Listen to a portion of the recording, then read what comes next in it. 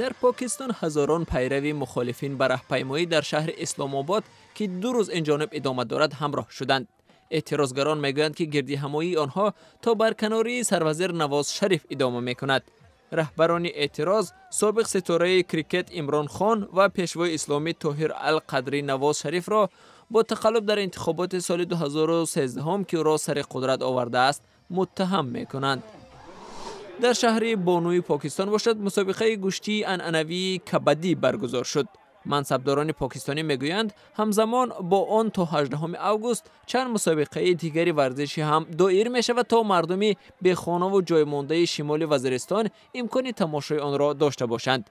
با آغاز عملیات نظامی ارتش پاکستان بر ضد جنگجویان اسلامی در آخر ماه می تخمینا 1 میلیون ساکن شمال وزیرستان به ترک مکان دائمی زیستشان وادار شدند.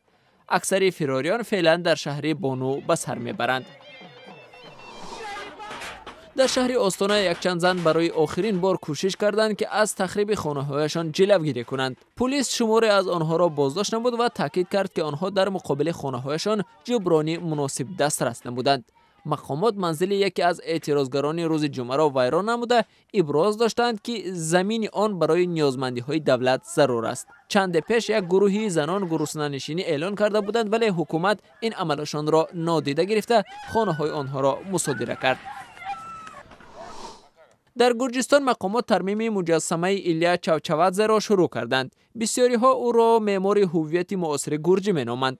مجسمه چاوچاوادزه در دهه تیسموری محض در همان جای واقع می باشد که سال 1907 قاتلان فرمایش او را به قتل رساندند. فعالان جامعه شهروندی مدت‌های طولانی تعمیر و ترمیم مجسمه را تقاضا داشتند. در قزان پایتخت جمهوری تاتارستان روسیه شب شعر دایر شد. مردم زیاد از بیت برک، آهنگ‌های عنعنوی موسیقی و نمایش آثار فرهنگی تاتاری حلاوت بردند.